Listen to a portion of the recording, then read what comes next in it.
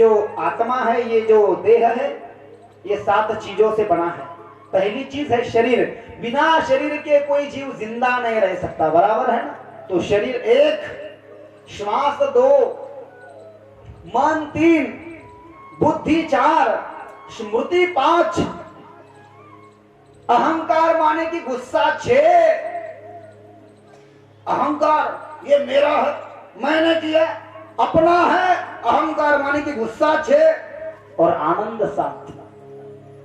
देखो, बिना शरीर के आदमी जिंदा नहीं रह सकता 1, बिना श्वास के आदमी जिंदा नहीं रह सकता 2, बिना मन के आदमी जिंदा नहीं रह सकता 3, बिना बुद्धि के आदमी जिंदा रह भी सकता है लेकिन mental, it is called as a mental. बुद्धि 4, स्मृति, पिछला उसको कुछ भी याद नहीं, स्मृति। अहंकार, अहंकार के बिना कोई इंसान जिंदा नहीं रह सकता प्यारे। अहंकार माने कि क्रोध, लेकिन क्रोध को जाया मत करो। क्रोध को कहां पर इस्तेमाल करना है ये हमें ध्यान होना चाहिए।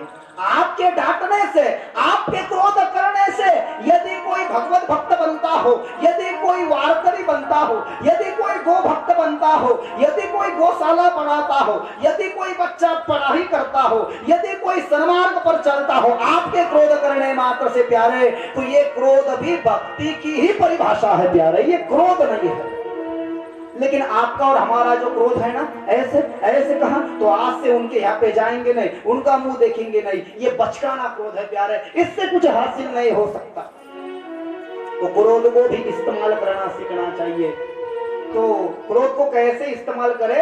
मेरे ठाकुर को देखने मात्र से हमारी अहंकार की श्रृंखला, क्रोध की श्रृंखला कम हो जाती है। क्यों? क्योंकि ठाकुर को देखने मात्र से हमारे चित्त को स्थिरता मिल जाती है। वाह, क्या भगवान है, क्या मूर्त है, क्या ग्रंथ है, क्या कथा है, क्या खाना है, क्या भंडार है, क्या वृंदावन है, क्या पंढरपुर है, क्या आनंदी है, क्या नदी है, क्या सरोवर है, क्या वासर की देवी है, क्या जगन्नाथ भगवान है। उनको देखने मात्र से हमारी बचपनी हरकतें कम हो जाती है। चित्त को वेधने वाले सत अधिक चित्त। और सिर्फ हमारे गुस्से को शांत नहीं करते हैं भगवान प्यारे, हमको आनंद देते हैं प्यारे, शाश्वत आनंद नहीं। किसी को अभी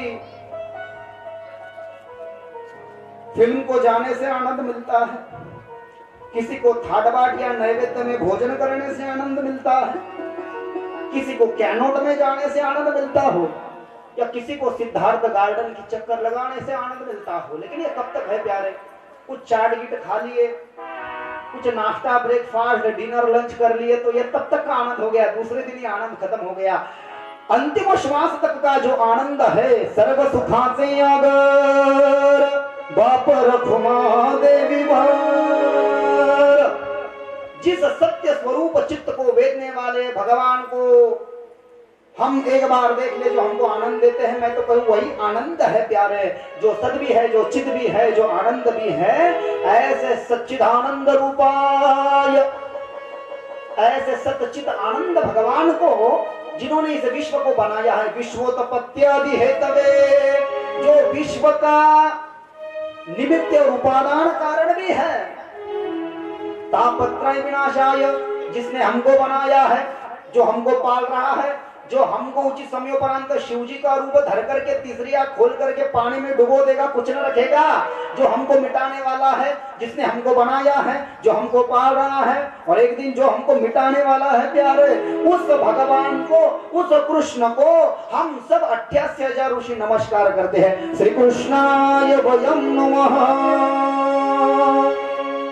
तो ऐसे भगवान के स्वरूप का वर्णन किया, और दूसरे श्लोक में शुकदेव का वर्णन किया, क्योंकि शुकदेव स्वामी ने भागवत का भाव राजा परीक्षित को सुनाया है।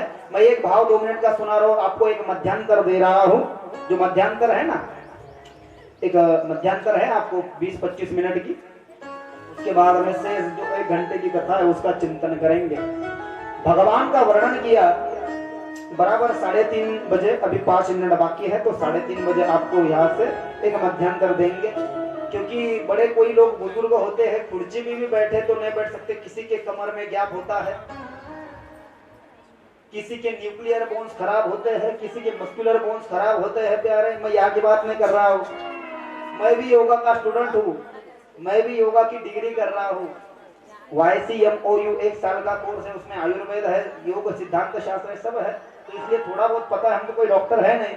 किसी को ये तकलीफ है, किसी को कोंडाइलिसिस है प्यारे, ये क्या ये जो होती है ना हमारी गर्दन में गैप आ जाता है, ज्यादा पिको फॉल अगर कर रहे, ज्यादा ब्लाउज वगैरह, तो सी करके ये भी खराब हो जाता है प्यारे। ज्यादा बैठ करके, ज्यादा गोदी लगाने से, ज्यादा एक स्थिति में, एक कंडीशन में बैठने मात्र से शरीर के पार्ट बिगड़ जाते हैं। तो इसलिए शरीर को एक स्थिति में कभी नहीं रखना है, हमको उठना भी है, भागना भी है, दौड़ना भी है। इस स्थिति में भी बैठना, ऐसे भी बैठना, ऐसे भी बैठना, ऐसे भी सोना है, पेट के बल भी सोना है, ऐसे भी सोना है, ऐसे भी सोना है। कभी हमारे योगा के सेशन को आइए, तब आपको जरा विस्तार से बताएंगे। आपको जिनको पता है उनको है, जिनको नहीं पता छोड़ दो। देखो हम भी महाराज है, लेकिन हमको ढेरी ड्यूरी कुछ है ही नहीं प्यारे।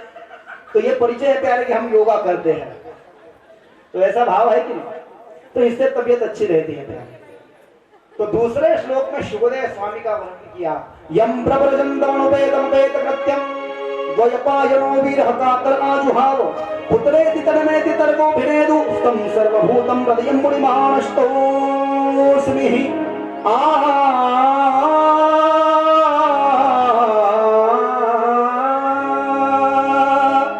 महर्षि वेदव्यास के यहाँ पर शुकदेव स्वामी नाम के पुत्र का जन्म हुआ।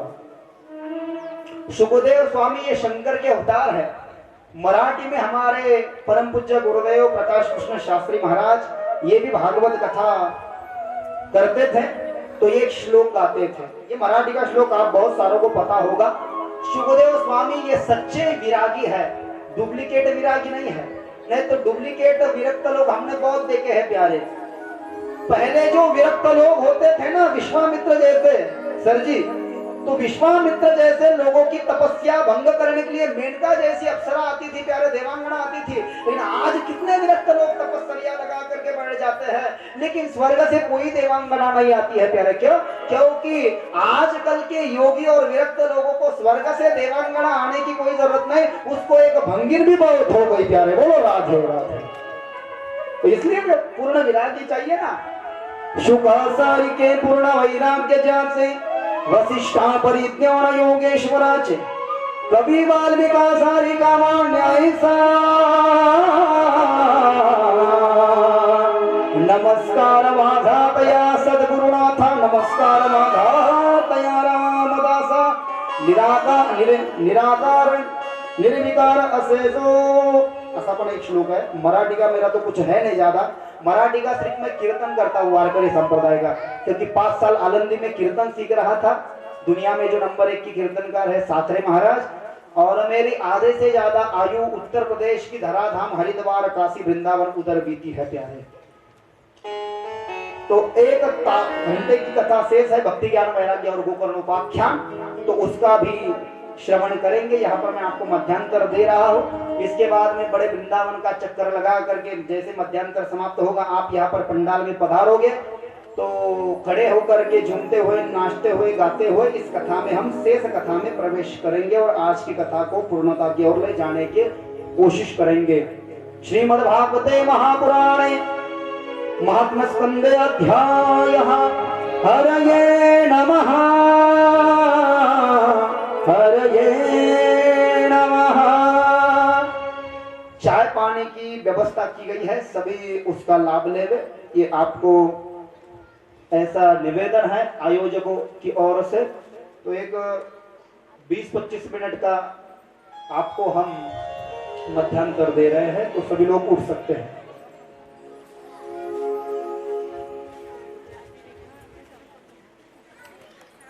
बजाना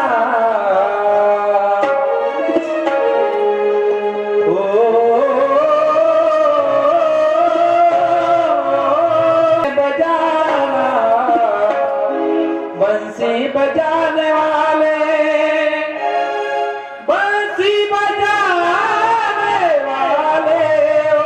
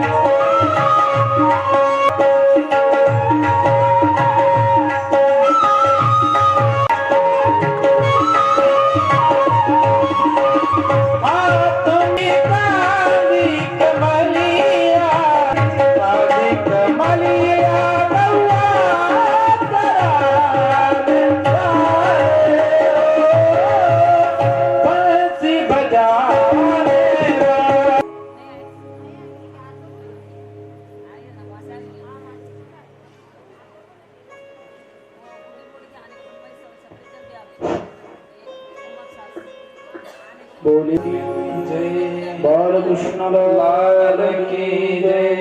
जय जय श्री राधे श्याम। आज की परम मंगलमय प्रथम दिवस की श्रीमद् भागवत कथा रूपी पावन मंगलमय बेला में मध्यांतर के पश्चात पुनः एक बार राधा रानी की महती कपड़ा अनुकंपा से वारकरी संतों के चरणों के धूले के मकरंद का शिष्यवादन रशिष्वाद अमृतपान करने के लिए हम सभी लोग चक्रवाक कारंडक सुखी पंछियों के रूप में इस रस को पाने के लिए यहाँ पर प्रस्तुत हुए हैं। तो मध्यांतर के बाद पुनः एक बार इस श्रीमद् भागवत कथा रूपी ज्ञान गंगा में, ज्ञान वापी में, ज्ञान कूपी में, ज्ञान सागर में, ज्ञान सरोवर में, ज्ञान बावड़ी में, ज्ञान कुएं में स्नान करने के लिए हम सभी प्रस्तुत हुए और इसमें प्रवेश करें और शेष कथा का चिंतन करें। प्रथम दिवस की कथा है, बड़ी रसभरी कथा हम मध्यांतर के पूर्व श्रवण कर रहे थे।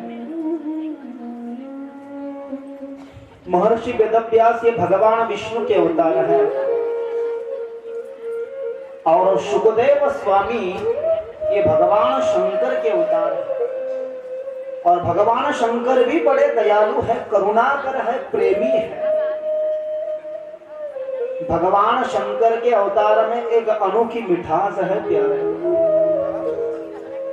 जो शिव का भक्त है प्यारे, उनके बारे में तो यहां तक कहा गया, किसी शायर के शब्द है, गर कर्म तेरे अच्छे हैं, गर कर्म तेरे अच्छे हैं तो नीयत तेरी दासी है प्यारे। कर्म तेरे अच्छे हैं तो नीयत तेरी दासी है प्यारे। और धर्म तेरे अच्छे हैं, और धर्म तेरे अच्छे हैं तो घर तेरा मथुरा काशी है प्यारे। घर तेरा मथुरा काशी है। ये नायगा बांधकर की कथा है। आपको अगर तालियां बजानी है तो अच्छे से बजाओ, तो हमको भी समझेगा, तो हमको कुछ आता है। आपने अगर ताली बजाई तो हमको लगता है कि हमारा कुछ चूक गया। इंसान तो गलतियों का पुतला है प्यारे। अंतिम श्वास तक उसमें सीखने का भाव हो गए। मैं भी हूं प्यारे। श्रीमद् भगवत गीता, रामचरितमानस और श्रीमद् भागवत तुकाराम महाराज की गाथा, ज्ञानेश्वरी मेरे नित्य पठन के विषय है। और अभी भी मैं गायन सीख रहा हूं प्यारे। पूर्ण तो कोई नहीं हो सकता प्यारे। जलोटा साहब है, इनका भी आज 16-16, 18-18 घंटे रियाज कर दे तब आवाज बनती है प्यारे। तो गायन करके, कथा करके, भक्ति करके, धर्म करके अगर हम हमारी भक्ति उस ठाकुर तक पहुंचाना चाहते हैं प्यारे, तो धर्म तेरे अच्छे है, घर धर्म तेरे अच्छे है तो घर तेरा मथुरा और काशी है। वो सुखदेव स्वामी जिन्होंने यह कथा 5,500 वर्ष पूर्व उत्तर प्रदेश नामक राज्य की पावन धराधाम सुकताल तीर्थ में बट वृक्ष के नीचे राजा परीक्षित को सुनवाई प्यारे। और उन दिनों की कथा नाश्ते करके, भोजन करके, खाना खा करके नहीं हुआ करती थी प्यारे। आगे हम कथा क्रम में सुनाएंगे जरूर कि 7 दिन परीक्षित ने कथा का पान किया है, लेकिन प्रायोपवेशन धारण किया है। प्रायोपवेशन माने 7 दिन तक न तो भोजन करेगा न तो जलपान करेगा। इसे इसका बहुत फल है। तो ये कलयुग में असाध्य है। ये कलयुग में that is not possible. It is a very dangerous way to you. ये कलयुग में आसान बात नहीं है प्यारे। तो सुखदेव स्वामी ये मेरे शंकर के अवतार है। उनसे शंकर, जिस शंकर ने चंद्रमा को अपने सर पर धारण किया है। ओम मंगलम ओंकार मंगलम सोम मंगलम सारधार मंगलम। ओम मंगलम ओंकार मंगलम, ओम मंगलम ओंकार मंगलम, सोम मंगलम सारधार मंगलम।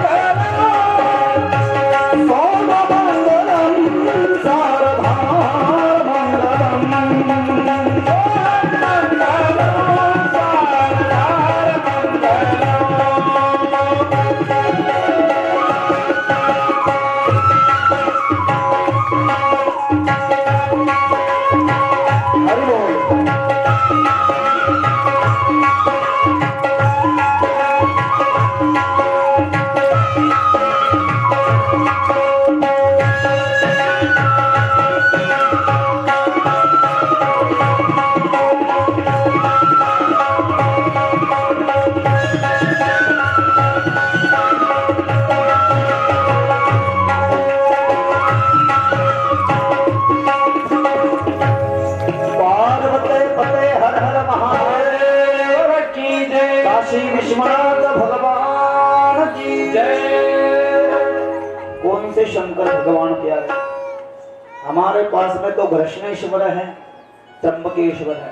ये बहुत प्यारा भजन वृंदावन के संतों ने गाया। 27 मिनट का है, वैसे तो प्रभाव कम है। ये शिव महापुराण कथा नहीं चल रही है। वैसे तो हम 18 पुराणों की भी कथाएं करते, लेकिन भागवती वृंदावन में रहने की वजह से हमारा भागवत ये मुख्य आकर्षण है, हमारे जीवन का ये लक्ष्य है, भागवत और वारकरी कीर्तन। क्योंकि बिना पंढरपुर के पांडुरंग के और बिना वृंदावन के कृष्ण की ये दुनिया पूरी नहीं हो सकती। प्यारे बोलो राधे राधे। कृष्ण ये दुनिया का प्रेम है, कृष्ण ये दुनिया का प्रेम है, राम ये दुनिया का सत्य है, और शंकर ये दुनिया की करुणा है। प्यारे, दुनिया में जो करुणा है वो शिव तत्व है, दुनिया में जो प्रेम है वो ठाकुर कृष्ण का तत्व है, और दुनिया में जो सत्य तत्व है वो मेरे राम लल्ला का, रामायण के, अयोध्या का राम मंदिर का तत्व है। एक वाणी, एक पत्नी, एक वचनी, मर्यादा पुरुषोत्तम, चारित्र संपन्न, सार्वभौम चक्रवर्ती सम्राट राजा रामचंद्र। तो तीनों का जीवन में प्रेम करे तो कृष्ण के जैसे करे, सत्य बोले तो राम के जैसे बोले, और करुणा और दया हो तो शिव की जैसी हो गए। ये सुखदेव स्वामी निराकार निर्गुण असे निर्विकारी, चिदानंद आनंद सुखानंद लहरी। तो हाँ स्वामी गुरुराज परब्रह्म ठेवा, नमस्कार माझा तया सुखदेवा, नमस्कार माझा तया सद्गुरुनाथ। निराकार निर्गुण असे निर्विकारी। निर्गुण माने कि न तो बाल बड़े हैं, न तो चमचम सजे है प्यारे। निराकार, बालों को न तो कोई आकार है, कान के कुंडल को तो न कोई आकार है। निराकार निर्गुण, शरीर पे वस्त्र नहीं है, नग्नावस्था सुखदेव स्वामी ने धारण कर रखी है। निराकार निर्गुण असे निर्विकारी, कोई विकार भी नहीं है। सुखदेव स्वामी के मन में ऐसी कोई चाहत नहीं है दीपक से कि मैं शेरवानी पहनूं, घोड़े पे बैठूं, शादी के मंडप में घुसूं, शादी करूं, बड़ा बाबा बनूं, बड़ा महाराज बनूं, बड़ा मठाधिपति बनूं, बड़े प्रॉपर्टी का। निर्विकारी, कोई विकार नहीं प्यारे। हम और आप तो संसारी है, और संसारी जीवों के जहन में बड़े विकार होते हैं। किसी का छीनना ये भी विकार है। मेरे बात ध्यान से सुनो, भाई भाई की जमीन छीन रहा ये विकार है, ये रोग है, ये दोष है, ये पाप है, ये वासना है, ये अनाचार है, ये दुराचार है, ये अत्याचार है, ये पापाचार है, ये भ्रष्टाचार है, ये जानवरवाद है। बोलो राधे राधे। अरे जानवर ठीक है प्यारे, जानवरों ने अपना धर्म आज तक नहीं त्यागा। शेर खून पीता है, लेकिन ठीक है, इंसान को मार करके उसका खून पिएगा, गुलाब जामुन नहीं खाएगा शेर कभी। उसने भी उसके धर्म को पाला है। देख तेरे संसार की हालत क्या हो गई, भगवान कितना बदल गया इंसान। सगा भाई सगे भाई की प्रॉपर्टी छीन रहा है, झूठी रजिस्ट्री कर रहा है प्यारे। लोग तो कहते क्या महाराज हम भाई भाई है। अरे तेरे मुसीबत के समय में तेरा भाई तेरे साथ में खड़ा है प्यारे, तो तेरे से बड़ा नसीब वाला कोई नहीं प्यारे। और इसलिए रामायण पढ़ो, रामायण सुनो प्यारे। तो ये जो भाव है, ये करुणा न होने की वजह से हम प्रॉपर्टी छीनने का भाव हम में आ गया है। तो ये शंकर करुणा का अवतार है प्यारे, और हमारे शिव के अवतार सुखदेव स्वामी है। तो हम कथा के पहले श्रवण कर रहे थे ना, वो सुखदेव स्वामी के पिता महर्षि वेदव्यास है।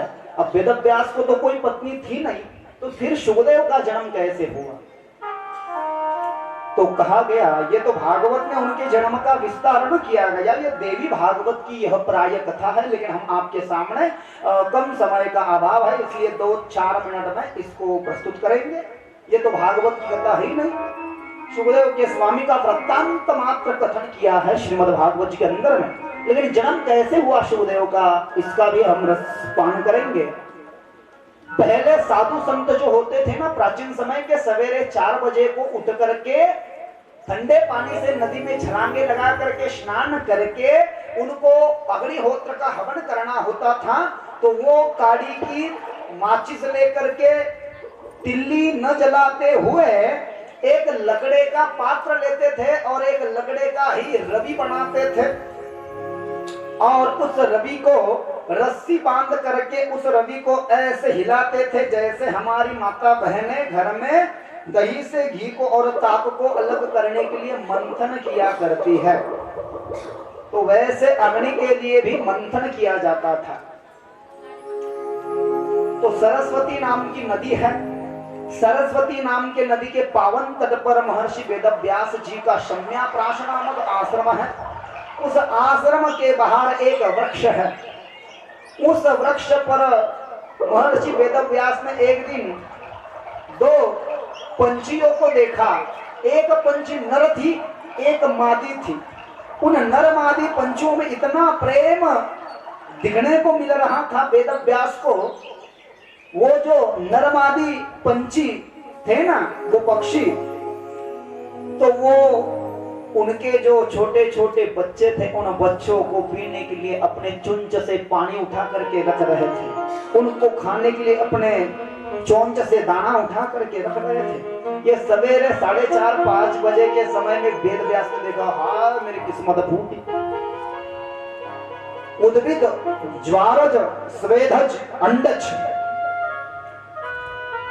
यदि अंडज प्राणियों में इतना प्रेम हो सकता है प्यारे, अंडज अंडों से तैयार हुए प्राणियों में इतना प्रेम हो सकता है राजा रानी जैसे, तो फिर इंसान में अगर इतना प्रेम दिखने को मिल जाए तो बात बन जाए। वेदव्यास ने सोचा मुझको तो कोई पुत्र है नहीं, पत्नी तो है नहीं, लेकिन एक पुत्र अगर मुझको मिल जाए तो मैं इस मुष्या का मुख देख करके परलोक सिधार जाऊंगा। सवेरे की घटना है।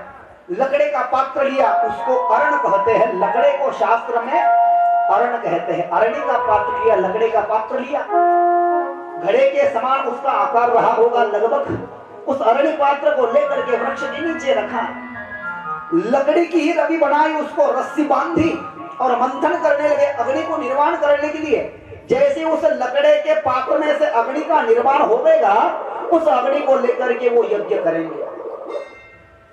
लेकिन जैसे ही अग्नि के लिए मंथन कर रहे थे, ऊपर से एक सुंदर अप्सरा जा रही थी। उस अप्सरा को व्यास जी ने देखा।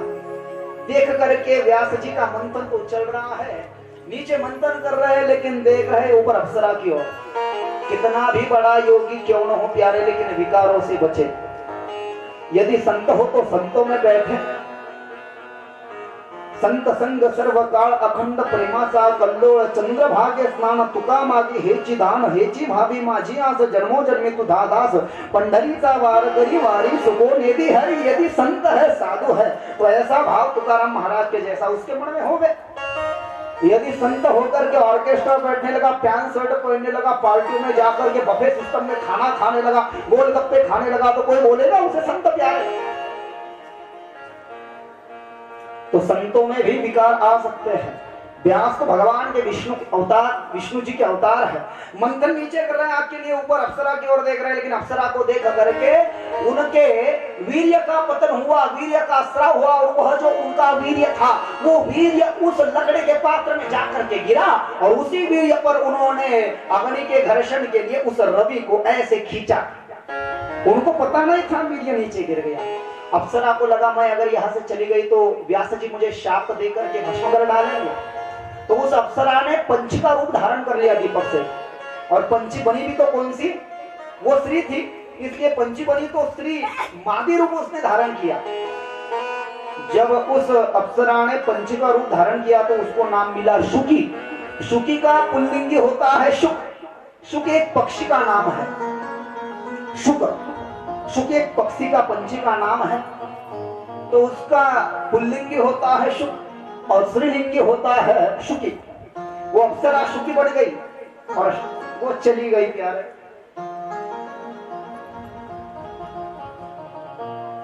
भगवान वेदव्यास ने उस अप्सरा को देख करके जिस वीर्य को जाने अनजाने में उस लकड़े के पात्र में गिराया था और आग निर्माण करने के लिए लकड़े की रवि लेकर के उसे ऐसे खींचा था उस लकड़ी में, तो वीर्य के ऊपर उस लकड़ी का घर्षण होने की वजह से उस लकड़े पात्र में से एक बच्चे का निर्माण जन्म उस अरण पात्र में हो गया।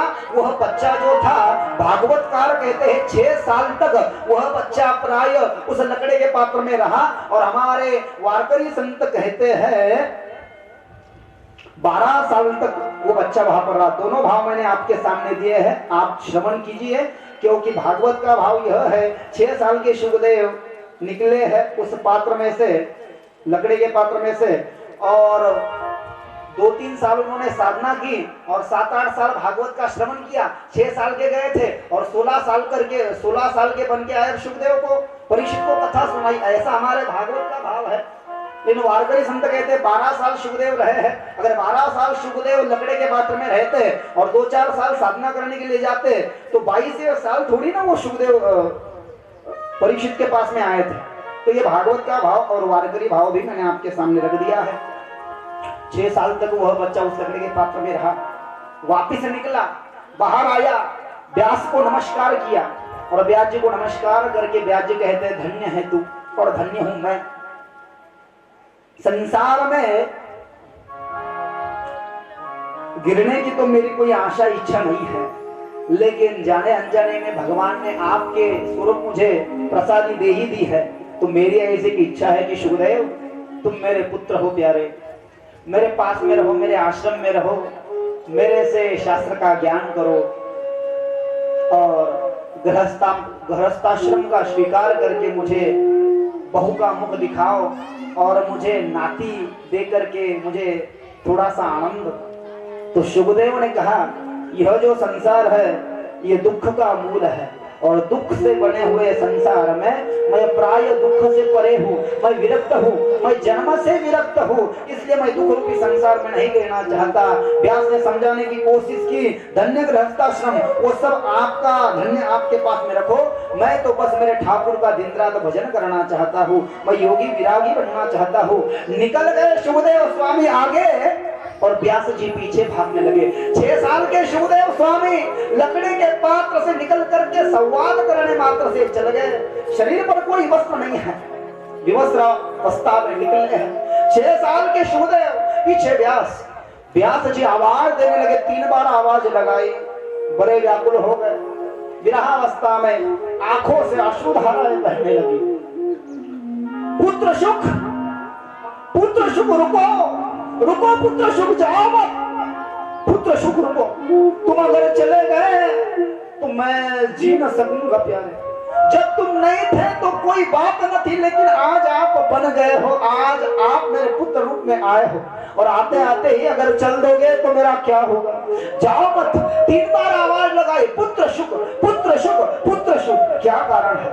शास्त्र ने बताया, पुत्र के नाम का बड़ा महिमा शास्त्र ने गाया है। पुत्र नाम की व्याख्या की गई है, जो पुत्र अपने पिता के गुजरने के बाद में पिता की बरसी कर करके 10वें का कर्म करके अपने गुजरे हुए पिता को तिलांजलि दे करके पुनाम के नरक कुंड से मुक्ति दिलाता है, विधि नाम पुत्र। यदि इंसान मरने के बाद में पुनाम नाम के नरक कुंड में चला जाए, नरकों का वर्णन आता है भागवत जी में, शास्त्रों में 28 नरक है वैसे तो प्राय भागवत में, उप नरक कुंड भी बहुत है देवी भागवत में, लेकिन हम इसकी चर्चा करेंगे आगे। तो पू नाम का एक नरक कुंड है, यदि उसमें इंसान चला गया, दीपक सेठ, यदि उसमें जगदीश सेठ इंसान चला जा और उसके पुत्र ने इस भूतल पे उसके नाम से अच्छी बरसी नहीं कराई, ऐसी कथा नहीं कराई प्यारे, तो वो वहां से निकलता नहीं, ऐसा भाव है। इसलिए सुखदेव को व्यास कहते हैं, अरे पुत्र सुख, मैं मरने के बाद में यदि पुराण नर्क के कुंड में चला गया तो तू ही मुझे वहां से निकालेगा। पुन्नाम नरका तारयन्ति, यह व्याख्या, यह श्लोक बताया गया गर्ग संहिता में। पुन्नाम नरकात तारयन्ति ही इति नाम पुत्राः। हे पुत्र, मैं जाने के बाद में तू मुझे मेरी बरसी करा करके तिलांजलि दे करके पुन्नाम से मुक्ति दिलाएगा, बस यही मेरी आशा है। लेकिन उन्होंने सुना नहीं, वो आगे भागते रहे, व्यास जी पीछे दौड़ते रहे।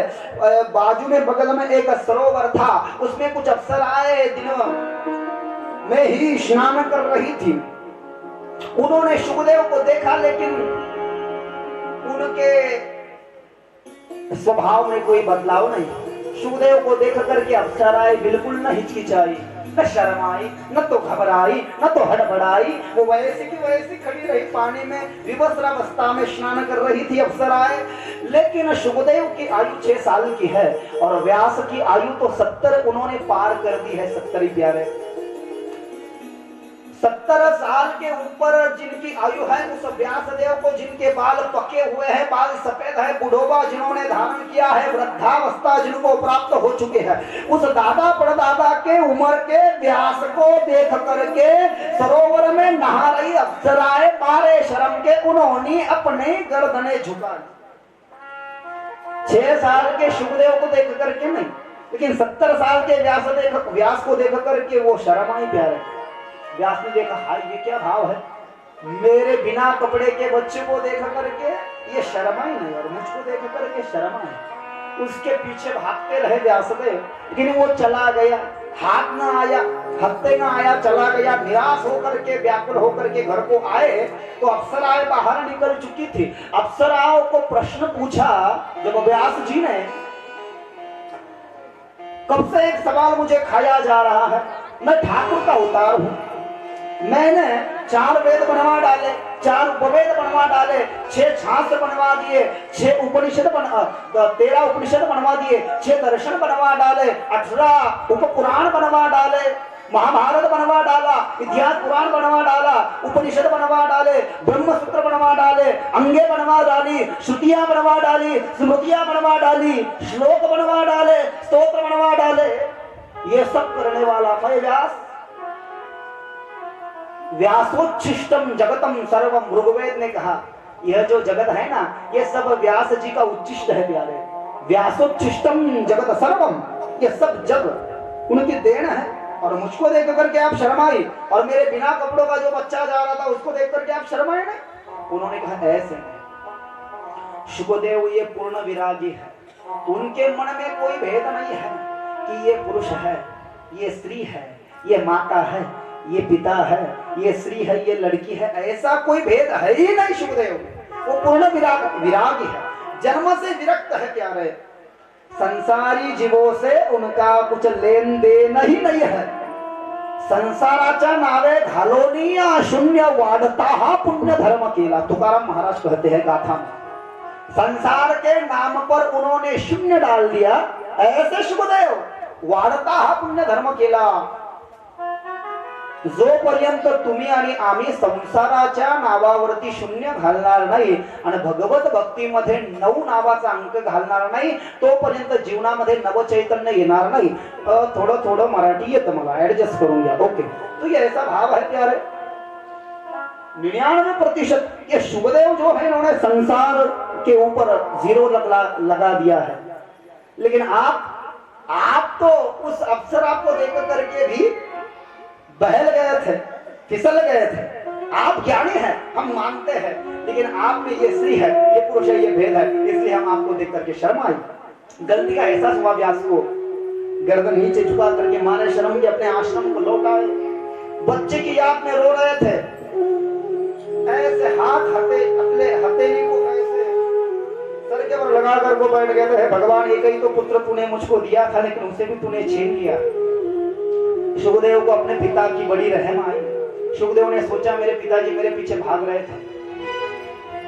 शुकदेव स्वामी ने अपने शक्ति के द्वारा, योग मार्ग के द्वारा, अपनी सामर्थ्य द्वारा आंख बंद करके अपने ही जैसी एक प्रतिकृति बनाई, अपने जैसे एक शुक को निर्माण किया, अपने जैसे सजीव शुकाचार्य को बना करके अपने पिता की सेवा के लिए उस प्रति शुका को, छाया रूपी शुकदेव स्वामी को अपने पिता के आश्रम में शम्याप्रास में भेज दिया। और 6 साल के असली शुकदेव स्वामी घने जंगल में तपस्या करने के लिए पधार गए। प्यारे, यह कथा सुतदेव महाराज 88,000 शौनकादिक ऋषियों को नैमिषारण्य में सुनवा रहे हैं। आगे पूछा, यह तो समझ में आया, लेकिन हमको ऐसी कोई कथा बताओ कि सचमुच ठाकुर की कथा सुन करके उनके जीवन के भाव बदले हो, उनके जीवन में चैतन्य आया हो, चिदाभास आया हो, उनका उद्धार हुआ, ऐसी कोई कथा बताओ। तो कहते हैं, एक दिन देवर्षि नारद वृंदावन धाम पहुंचे। यह देवर्षि नारद और सनकादि ऋषि का संवाद सूत महाराज के मैं आपको सुना रहा हूं। देवर्षि महाराज घूमते घूमते बद्रिकाश्रम में गए और बद्रिकाश्रम में जाने के बाद में सामने से 4 संत पधारे। सनक, सनंदन, सनातन और सनत कुमार, ये ब्रह्मदेव के मानस पुत्र हैं और 4 वेदों के प्रतिनिधित्व करने वाले वेदों का प्रतीक है। ये बड़े संत है प्यारे, ये सनकादि है। ये सनकादिकों की और देवर्षि नारद की बद्रिकाश्रम में भेंट हुई। भेंट होने के पश्चात नारद जी का चेहरा सूखा हुआ था। संत हो तो बड़ा प्रसन्न हो प्यारे, बड़ा ही उसके चेहरे पे कभी 12 न बजे हो प्यारे। संत तोची जाना जगी दया क्षमा जाचे, अंगी लोभ हंता नहीं मना जगी विरक्त तोची जाना, यह पर लोक शुद्ध ज्ञान जाचे, मुखी मिथ्या कल्पना मागे सारा, ताटी उगड़ा ज्ञानेश्वरा। वारकरी संप्रदाय में आदिशक्ति मुक्ताबाई संत अलंकावती का समाधि का राजा माउली महावैष्णव संत ज्ञानेश्वर महाराज की सगी छोटी बहन इस ताटी के अभंग में संत की परिभाषा कहती है प्यारे कि संत कैसे होना चाहिए। तेची संत जानता है तो विठ्ठली नदी का ही ताने टोने नाम स्मरणे वाचोने। अरे नारद जी, आप तो भगवान के भक्त हो, लेकिन आपका चेहरा बड़ा उदास है, आपने गर्दन नीचे झुका दी है, क्या बात है। सनकादिकों ने देवर्षि नारद से पूछा। यह कथा सूत महाराज 88,000 ऋषि को बता रहे हैं, उसी भाव को हम इस पर यहाँ पर श्रवण कर रहे हैं। देवर्षि नारद ने कहा, देखो भाई, मैं कोई संसारी बाबा नहीं हूँ, मैं कोई कथा कीर्तन वाला नहीं हूँ कि किसी ने मुझे कथा कहने के लिए नहीं बुलाया, किसी ने मुझे कीर्तन करने के लिए नहीं बुलाया, किसी ने मुझे सुंदर कांड के पाठ के लिए नहीं बुलाया, कपड़े नहीं दिए, सीधा नहीं दिया, दक्षिणा नहीं दी, मैं घर को नहीं गया, किराना नहीं लाया और मैंने खाना नहीं खाया। मैं ऐसा रोने वाला मामू, मैं ऐसा बाबा नहीं हूं। अरे ऐसे तो फिर क्यों रो रहे हो, फिर क्या तकलीफ है? मुझे तकलीफ एक ही है। एक दिन घूमते घूमते मैं वृंदावन जा पहुंचा। राधा रानी और ठाकुर के चरणों से पावन पुनित हुई भूमि वृंदावन। कौन सा वृंदावन? वृंदावनस्य संयोगात् पुनस्त्वं तरुणी नवा, धन्यं वृंदावनं तेन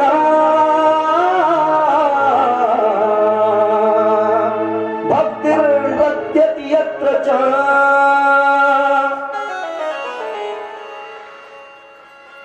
पेज नंबर 3, अध्याय नंबर 1, श्लोक नंबर 61 सुत उचु। वृंदावन से संयोगात, वृंदावन में भक्ति जवान है। वृंदावन से संयोगात पुनस्त्वं तरुणी नवा, धन्यम वृंदावनम तेनम भक्तिर्नृत्यति यत्र च। जिस वृंदावन में भक्ति आज भी नाचती है प्यारे, नाचती है कि नहीं? आज भी नाचती है। मत वाई वृंदावन धाम, खड़े हो जाओ, जाके आएंगे एक बार। और सभी लोग जब हाथ उठा करके झूमते हुए, रीछते हुए, नाचते हुए, गाते हुए, तुम हाथ उठा करके ताली सेवा गोल राउंड लेते हुए, कोई शर्माएंगे नहीं। जिनके हाथ पांव सही सलामत है वो, जिनको नहीं है वो बैठ भी गए तो चलेगा।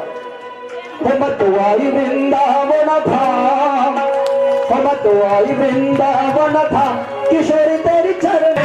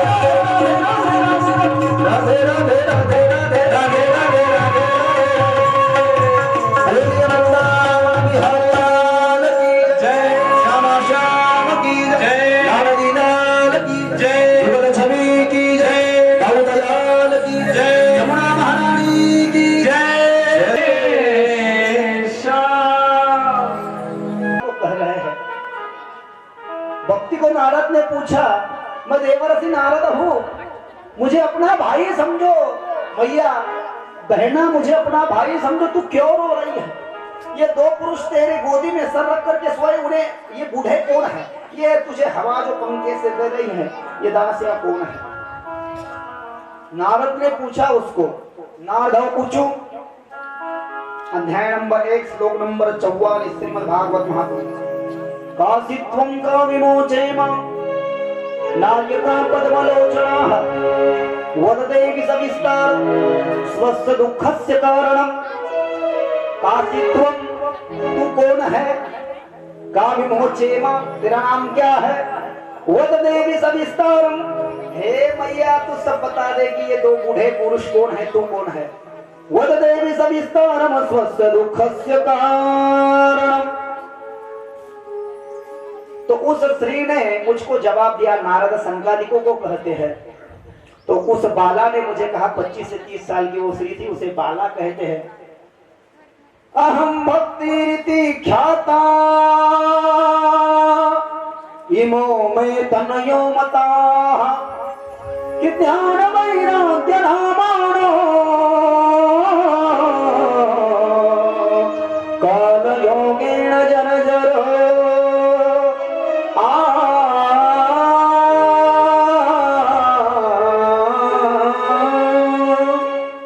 अहम भक्ति विधि ख्याता, मेरा नाम भक्ति है। ये दोनों बूढ़े पुरुष मेरे दादा परदादा नहीं, ये दोनों मेरे पुत्र है। काल योग की विपरीत भाव की वजह से इन्हें बुढ़ापा प्राप्त हो गया। अरे बाप रे, क्या नारद जी ने संकादिकों को कहा। यह बात सुनकर के तो मैं चौंक ही गया। ऐसा कभी सुना है क्या यनफोर में कि माँ की आयु 25 से 30 साल और बच्चे 70 के? ये नहीं हो सकता प्यारे, ये तो हमने विपरीत ही देख लिया प्यारे। ये कलयुग की विपरीत गति है कि माँ की आयु 30 साल और बच्चे 70-75 के। How is this possible? There are something wrong top of the bottom. दाल में कुछ काला है, इसका अंग्रेजी वाक्य विवेकानंद ने कहा था, there are something wrong top of the bottom. दाल में कुछ काला है। हमने तो सोचा प्यारे, तो हमने कहा ये सब ठीक है, भगवान चले गए, ठाकुर चले गए, कृष्ण ने निज धाम गमन किया, ये कलयुग चल रहा है। कलयुग की आने की वजह से तेरे पुत्र बूढ़े बन गए हैं, तू भक्ति है, लेकिन तू यहाँ आई कैसी? तेरा अता पता गांव कौन सा है, क्या है, यहाँ कैसे पहुंची, मैं सब जानना चाहता हूँ। नारद ने कहा। तो उस भक्ति महारानी ने कहा, 48 नंबर का श्लोक है श्रीमद् भागवत जी के प्रथम अध्याय में। उत्पन्ना द्रविडेशाहं वृद्धिं कर्णाटकें गतां क्वचित् क्वचिन् महाराष्ट्रे गुर्जरे जीर्णतां गताः। उत्पन्ना द्रविडेशाहं, हे देवर्षि नारद, मेरा जन्म द्रविड़ देश में हुआ। द्रविड़ से मैं कर्नाटक में मेरे रिश्तेदारों के पास में सीखने के लिए गई, तो वहां से मैं पली बड़ी, बचपन से मैं बड़ी हुई वहां पर। द्रविड़ देश में मेरा जन्म हुआ, कर्नाटक में मैं पली बड़ी। उसके बाद में मैंने भक्ति की जो राह थी वो थाम ली, और मैं देशों देशों, राज्य राज्य और गांव गांव में जा करके भक्ति का प्रचार करने लगी। ऐसे प्रचार करते करते मैं कर्नाटक से महाराष्ट्र में आई, तो महाराष्ट्र में कुछ लोगों ने मुझे कहा, भक्ति तई आना, रामकृष्ण हरि, जय हरि। किसी ने मुझे जय योगेश्वर कहा, तो किसी ने मुझे लाते मारी। लेकिन जिन लोगों ने मेरा सम्मान किया, मुझे यकीन था ये मेरे पंढरपुर के पांडुरंग के वारकरी भक्त है। मैं महाराष्ट्र में गई। ओ माझी विठ्ठल विठ्ठल विठ्ठला, ओ माझी विठ्ठल पांडुरंग विठ्ठला, हो माझी विठ्ठल विठ्ठल विठ्ठला, माझे विठ्ठल पांडुरंग विठ्ठला, माझ्या आनंदीच्या ज्ञानेश्वरा विठ्ठला, माझे विठ्ठल पांडुरंग विठ्ठला, हो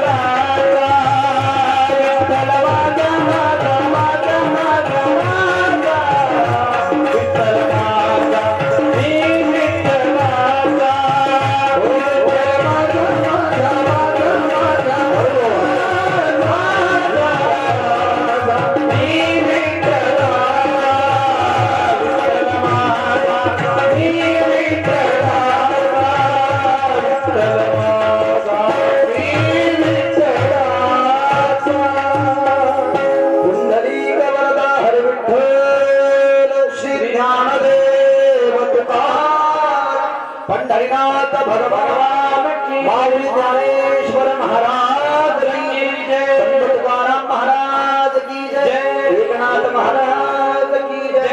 जय जय श्री राम, जय जय श्री राम, जय जय श्री राम। मेरा जन्म द्रविड़ देश में हुआ, नारद जी को कही गई है भक्ति महारानी उत्पन्ना द्रविड़े साहम वृद्धिम कर्नाटकेम गता। कर्नाटक में मैं पली बड़ी, बचपन से बड़ी हुई और भक्ति की धरोहर पताका लेकर के मैं महाराष्ट्र में आई। तो महाराष्ट्र में कुछ लोग आस्तिक थे, आस्तिकों ने मेरा स्वागत किया और नास्तिकों ने मुझे ठुकराया, अनाप शनाप वार्तालाप किया, मुझे निकाल दिया। और इसलिए शब्द प्रयोग किया गया महर्षि वेदव्यास 18,000 श्लोकों में। इस श्लोक में महाराष्ट्र का प्रयोग कैसे करते हैं? क्वचित क्वचिन महाराष्ट्र, महाराष्ट्र में क्वचित लोगों ने मेरा सम्मान किया और क्वचित लोगों ने मुझे ठुकरा दिया, अपमानित कर दिया। अगर उन दिनों सभी महाराष्ट्र वासियों ने मुझे रामकृष्ण हरि जय हनुमान कहा होता, लेकिन नहीं, किन लोगों ने मेरा मान किया तो किसी ने अपमान किया। और इसलिए क्वचित क्वचिन महाराष्ट्र, और मुझे पक्का यकीन था जिन्होंने मेरा सम्मान किया है वो कम लोग क्यों ना हो, लेकिन वो मेरे पंढरपुर के पांडुरंग के वारकरी हैं। वो मेरे पंढरपुर के पांडुरंग हमारे पैठन के नाथ बाबा में भी बसते हैं।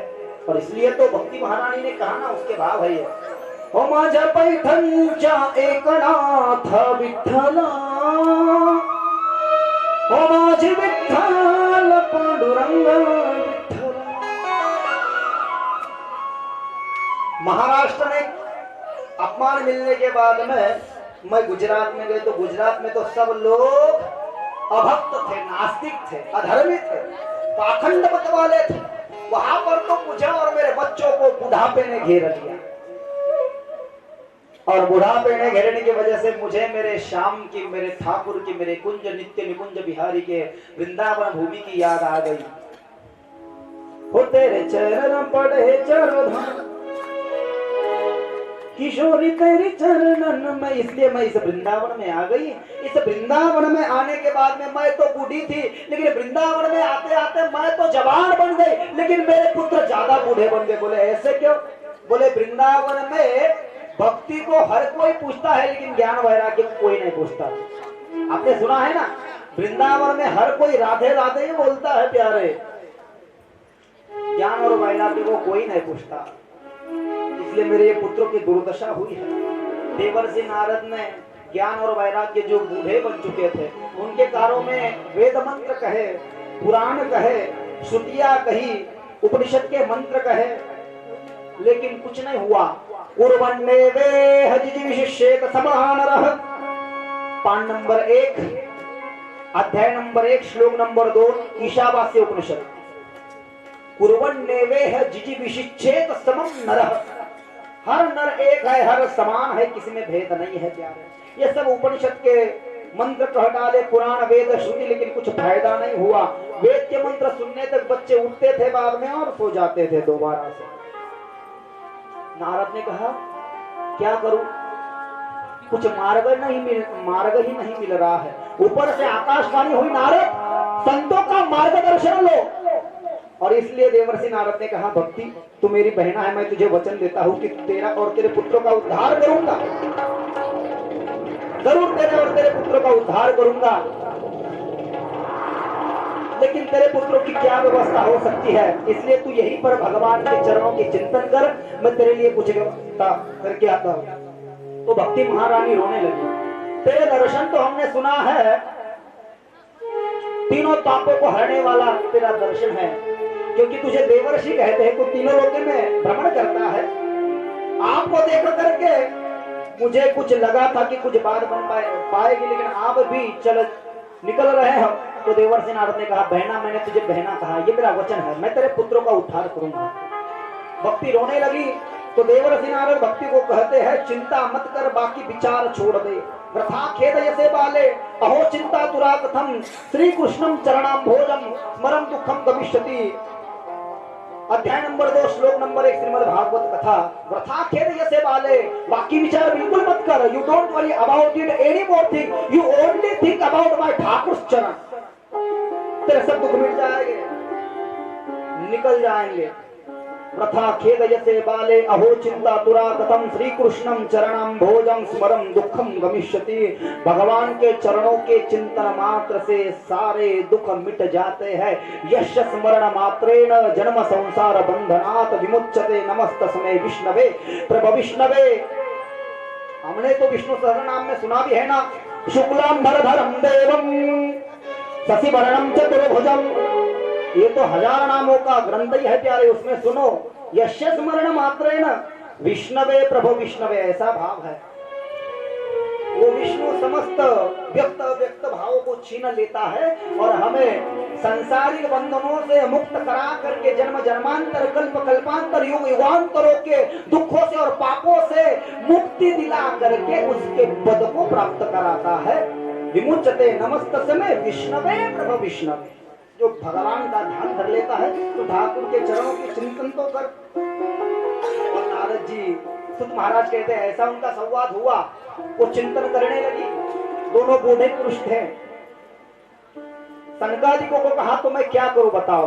सनकादिकों ने कहा चिंता मत करो, यदि कलियुग में किसी को उद्धार देना चाहते हो तो एक काम करो प्यारे, इस कली काल में यत् फलम नास्ति तपसा न योगेन समाधिना अनायासेन तत् सर्वं सप्ताह श्रवणे लभेत। पान नंबर 3, अध्याय नंबर 1, श्लोक नंबर 68, श्रीमद् भागवत महात्म्य। यत् फलम नास्ति तपसा न योगेन समाधिना अनायासेन तत्सर्वं सप्ताह श्रवणे लभेत। सनकादिकों ने नारद से कहा नारद, जो फल इस कलयुग में यत् फलम नास्ति तपसा, जो फल इस कलयुग में तपश्चर्या करके न मिलेगा। रामकृष्ण हरि रामकृष्ण हरि, चाय तो लाओ जरा। ऐसे करने से न मिलेगा। यत् फलम नास्ति तपसा न योगेन, जो फल रामदेव बाबा का योगा करने से नहीं मिलेगा इस कलयुग में, जो फल माला फेरने से नहीं मिलेगा इस कलयुग में। यत् फलम नास्ति तपसा न योगेन, जो फल इस कलयुग में समाधि लगाने से नहीं मिलेगा, वह फल प्राय इस कलिकाल में 7 दिन की भागवत कथा श्रवण मात्र से मिल जाएगा। ये श्लोक मैंने आपके सामने बताया। पान नंबर 3, अध्याय नंबर 1, श्लोक नंबर 68, सुतवाच अनायासेन तत् सर्वं सप्ताह श्रवणे लभेत। वह फल 7 दिन की कथा सुनने मात्र से मिल जाता है। रमेश से आपने भी सुनी, बहुत अच्छी कथा हुई थी हमारी उधर।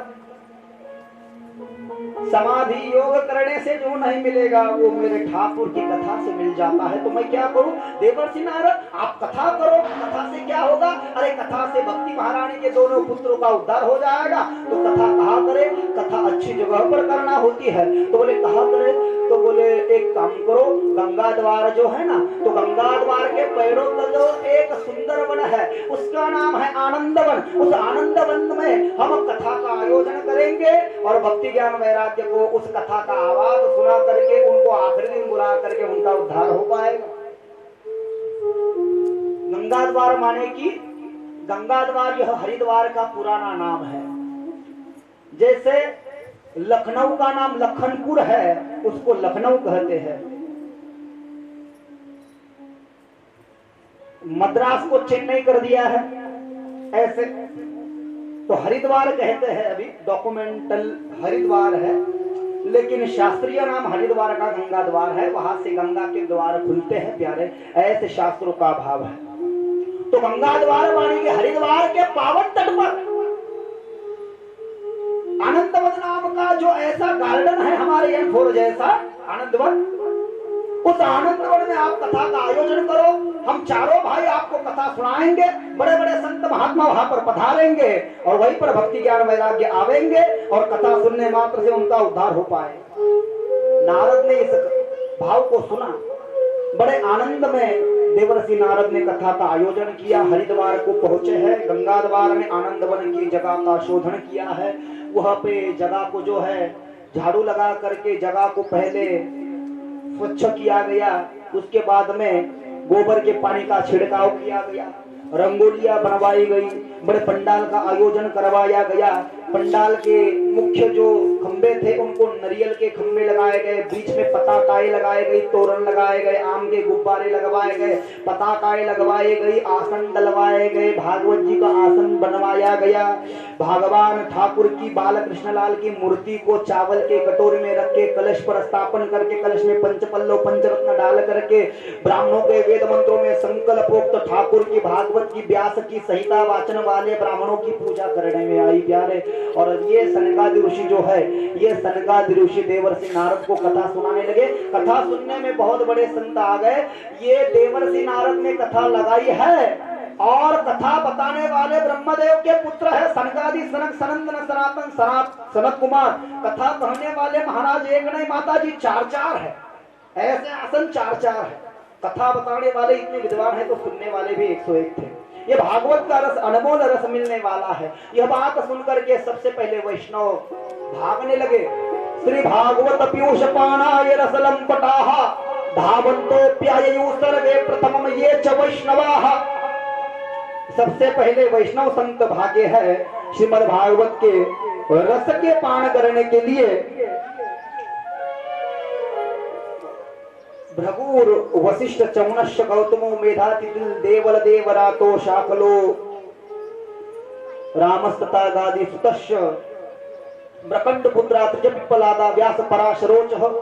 वहां पर बड़े बड़े महात्मा कथा सुनने के लिए आए। बोले कौन कौन थे? बोले भृगु थे, ठाकुर जी के हृदय में जिन्होंने लात मारी थी वो भृगु, वशिष्ठ, चवन, गौतम, मेधातिथि, देवल, देवरात, शुक, व्यास, परशुराम, दत्तात्रेय, पिप्पलाद, ये सब बड़े बड़े हस्ती नामचीन साधु संत वहां पर कथा सुनने के लिए आ गए। और जैसे कथा सुनने के लिए देवर्षि नारद और ये बड़े बड़े संत वहां पर बैठे ना प्यारे, तो सनकादि ऋषियों ने कहा इस संसार से अगर हमें निवृत्ति की ओर जाना है तो भागवत श्रवण मात्र से यह सुलभ हो सकता है। लेकिन सुनने वाले बहुत विद्वान श्रोता थे। ये बोले इसको हमको प्रमाण चाहिए। बोले क्या प्रमाण है?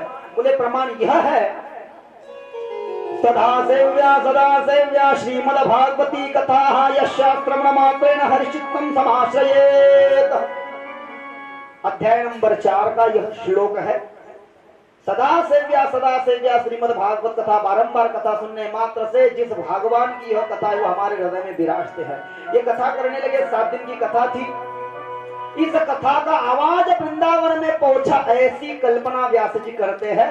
और आखिरी दिन भक्ति और ज्ञान वैराग्य कथा में आए हैं, क्योंकि वो चल नहीं सकते थे। ऐसा भाव कुछ भागवत में है, किसी भागवत में भाव है कि वो पहले दिन आ गए हैं, लेकिन हमारे वृंदावन के भागवत में यह भाव व्यास जी लिखते हैं 7 दिन की कथा, जिसका आयोजन, जिसका उद्देश्य ज्ञान वैराग्य का उद्धार है, उसके उद्धार उद्देश्य से आयोजित की गई कथा जो सनकादि महाराज हरिद्वार में कह रहे हैं।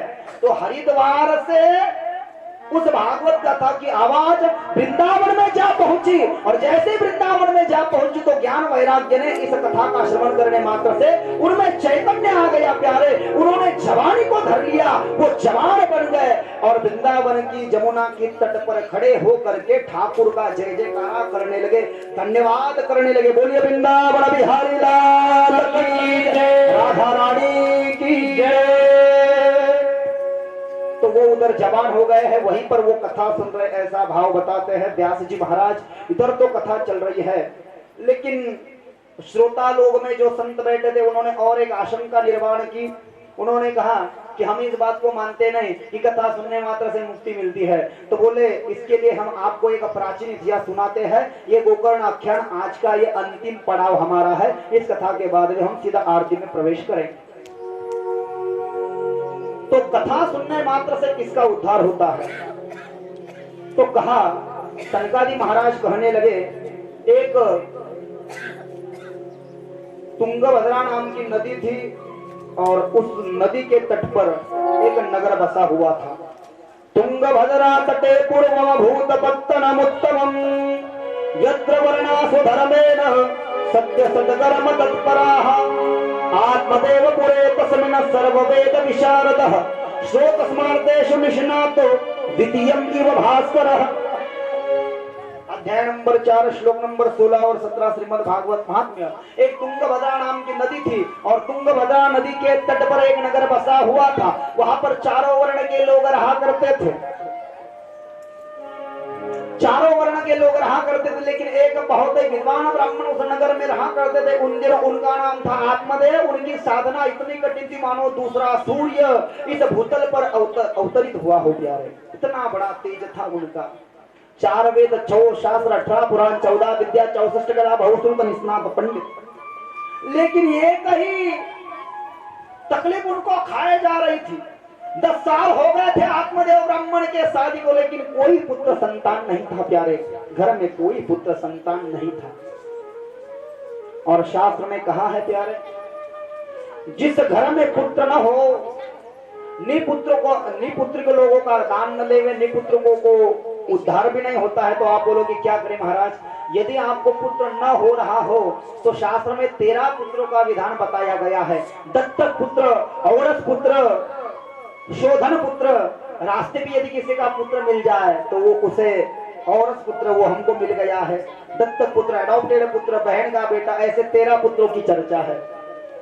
और आत्मज पुत्र, आत्मज माने कि खुद के देह से निर्माण हुआ जो हमारा पुत्र है वो धर्म का पुत्र है, वो आत्मज है।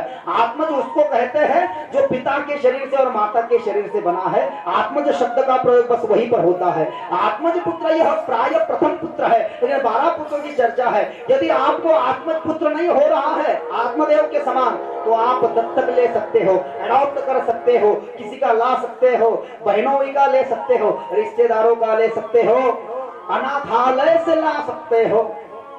ऐसे 13 पुत्रों की चर्चा शास्त्रकार करते हैं। लेकिन आत्मदेव को कोई पुत्र नहीं है प्यारे। बहुत बड़ी तकलीफ है घर में। घर में बड़े बड़े वृक्ष लगे हैं फल के, वृक्षों को फल भी आए हैं, लेकिन इतना बड़ा दुर्दैव है वो वृक्ष के फल पकने से पहले ही गिर जाते थे, गल जाते थे प्यारे। घर में बहुत सारी गाय है आत्मदेव ब्राह्मण के, लेकिन हर कोई गाय बांझनी पचती है, किसी को बछड़ा नहीं हो रहा है प्यारे। 10 साल शादी को हो गए, कोई पुत्र संतान नहीं। यह तकलीफ उनको मन ही मन खाए जा रही है। पत्नी के सहारे जी भी ले, लेकिन पत्नी वैसी हो गए तो। लेकिन इनके पत्नी का नाम था धुंधुली। नाम में ही अर्थ छिपा है, सदा धुंधली धुंधली सी रहती थी प्यार। ब्राह्मण की पत्नी है कैसी होनी चाहिए प्यार? गांव में शास्त्र है, सवेरे किसी को आग न देवे, शाम को दुकानदार अगर होवे तो किसी को माचिस न देवे, काक न बेचे, नमक न बेचे, हल्दी न बेचे, ऐसे शास्त्र है। ये आत्मदेव की पत्नी पुराने समय का यह काल है, 5500 वर्ष पूर्व का यह काल। उन दिनों में गैस वगैरह नहीं होते थे, चूल्हा जलाना होता था, लकड़ियां डालनी होती थी। लेकिन आत्मदेव के पत्नी को ये सब जान पर आता था, इसलिए अगर चूल्हा जलाने के लिए वह गई तो चूल्हा जलाने की वजह से, लकड़ियां जलाने की वजह से धुआं हो जाता था, धुआं इसकी आंखों में घुसता था और इसको रोना आ जाता था। इसलिए उस बखेड़े में यह न गिरती थी।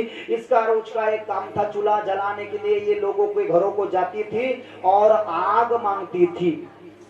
अब ये गलत है, लेकिन लोगों को लगता था प्यारे ये पंडित जी की पत्नी है तो दे देंगे। तो एक दिन की घटना है, यह धुंधुली मैया एक सदगृहस्थ के घर के बाहर को गई 6:30 बजे सवेरे, और उसको कहा है भैया मुझे जरा आग को दे दो।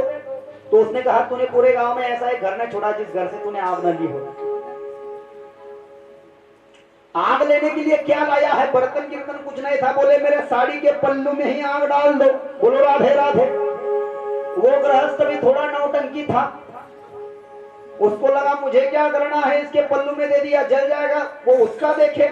उस सदगृहस्थ ने अपने घर में जाकर के चूल्हे से थोड़ी सी अग्नि निकाली और आग निकाल करके, जो उसके अंगारे रहते हैं, मराठी में उसको विस्तव बोलते हैं, अंगारे बोलते हैं हिंदी में, वो आग के स्वरूप अंगारे लाए जलते चूल्हे के, और वो अंगारे जो थे इसके पल्लू में डाल दिए। जैसे पल्लू में वो जलते अंगारे डाले तो इसका पल्लू जल गया और वो अंगारे नीचे गिर गए। तो ये कहती थी इसका द्वार उसका द्वार और गधे मेरे मुंह में मार। ऐसे सवेरे काकड़ा गाने के समय में ये गाली गलौज करके आती थी। इसके ऐसे स्वभाव को देख करके आत्मदेव को बड़ा गुस्सा आया। एक दिन मन में ठानी कि अब बस मैं जीना नहीं चाहता, हे भगवान मुझे उठा ले रे। आत्महत्या करना ये पाप है, लेकिन मैं अब जीना नहीं चाहता, मैं आत्मसमर्पण करना चाहता हूँ, मैं मरना चाहता हूँ। सवेरे का समय है, पत्नी को न बताते हुए घर से निकले हैं, घने जंगल में प्रवेश करते पड़े। एक वृक्ष है, वृक्ष के नीचे आकर के बैठ गए। चल चलते थक गए थे, सामने एक सरोवर था, मैं इसमें छलांग लगा करके जान क्यों न दे दूं। लेकिन सोचा मैं बड़ा पंडित हूँ प्यारे, हम लोगों को ज्ञान देते हैं, हम अगर अधर्म की राह पर चले तो लोग क्या सीख लेंगे, मरना ये उचित न होगा। लेकिन घर पे जाऊंगा तो पुनः पहले जैसे हो जाएगा, घर के दुख से बेहतर तो मैं मर ही जाऊंगा। मरना ये पाप है प्यारे। 5 प्रकार के ब्रह्म हत्या के दोष कहे हैं शास्त्र में। गो हत्या 1, ब्रह्म हत्या 2, स्त्री हत्या 4, 3, बाल हत्या 4, मातृ पितृ गुरु हत्या 5। ऐसे 5 ब्रह्म हत्या के दोष होते हैं शास्त्र में, ऐसे 5। खुद को मारना भी ब्रह्म हत्या का दोष है प्यारे।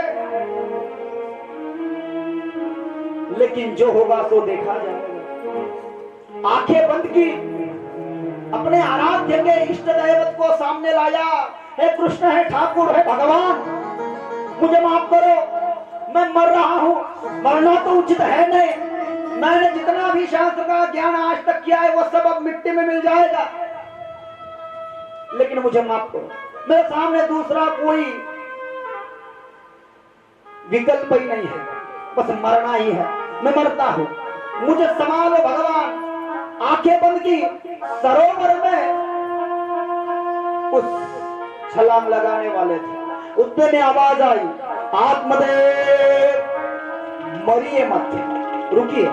3 बार ऐसी आवाज लगाई, आत्मदेव आत्मदेव आत्मदेव, रुकिए, ऐसे दुस्साहस मत कीजिए, ऐसे अधर्म मत कीजिए, खुद को मारने से समस्या का समाधान न होगा प्यारे।